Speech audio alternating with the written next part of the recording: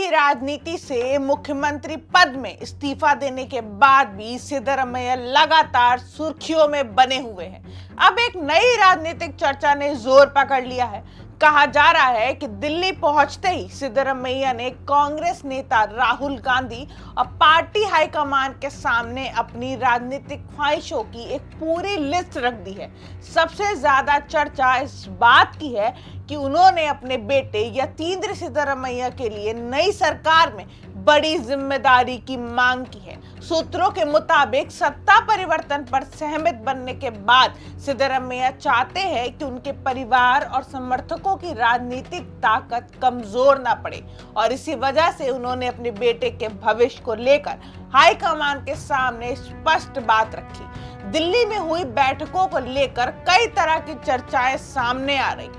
बताया जा रहा है कि राहुल गांधी, मल्लिकार्जुन खड़गे और केसी वेणुगोपाल के साथ हुई अहम बातचीत में सिद्धरमैया ने सिर्फ अपने राजनीतिक भविष्य पर ही नहीं बल्कि अपने समर्थक, विधायकों और बेटे यतींद्र के लिए भी महत्वपूर्ण भूमिका की मांग रखी है। सूत्रों का दावा है कि नई सरकार में यतींद्र सिद्धरमैया को मंत्री पद या डिप्टी सीएम जैसे बड़े पद पर लाने को लेकर चर्चा हुई है।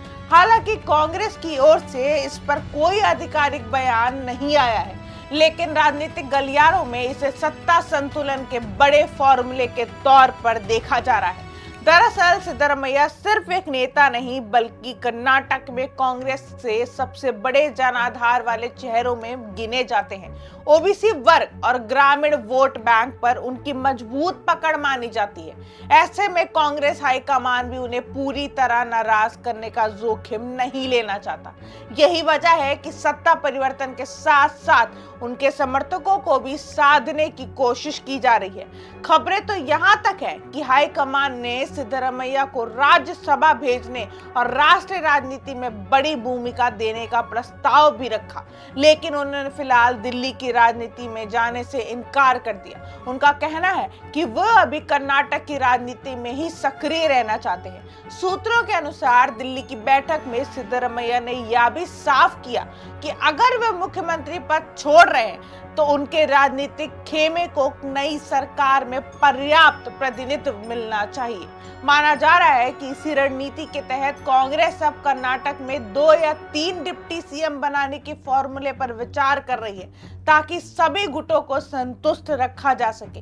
पार्टी नहीं चाहती कि मुख्यमंत्री बदलने के बाद किसी तरह का असंतोष सामने आए, क्योंकि आने वाले चुनावों में इसका असर पड़ सकता है। यतींद्र सिद्धरमैया की बात करें तो वो पहले भी विधायक रह चुके हैं और लंबे समय से अपने पिता के राजनीतिक उत्तराधिकारी के तौर पर दिखे जाते हैं।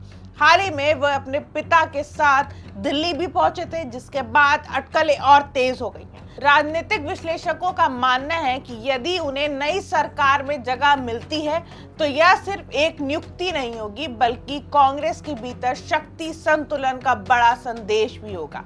वहीं विरोधी दल भाजपा इसे पूरे घटनाक्रम को परिवारवाद का उदाहरण बताते हुए कांग्रेस पर हमला बोल रही है। भाजपा का कहना है कि सत्ता परिवर्तन के पीछे राजनीतिक सौदेबाजी चल रही है, जबकि कांग्रेस इसे संग्रात्मक और सामूहिक फैसला बता रही है। अब सबसे बड़ा सवाल यही है, क्या सिद्धरमैया की सभी मांगे हाईकमान मान लेगा? क्या यतींद्र को नए सरकार में बड़ा पद मिलेगा? और क्या डीके शिव कुमार की संभावित सरकार में सिद्धरमैया खेमे को मनचाहा प्रतिनिधित्व मिलेगा?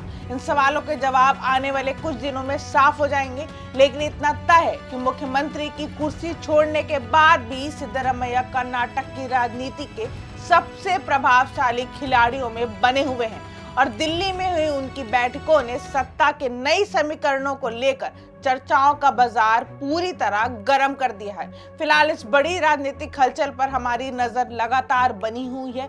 कर्नाटक की राजनीति से जुड़ी हर बड़ी खबर के लिए बने रहे हमारे साथ। मैं निशिता और आप देख रहे हैं इंडिया जंक्शन, खबरों का जंक्शन।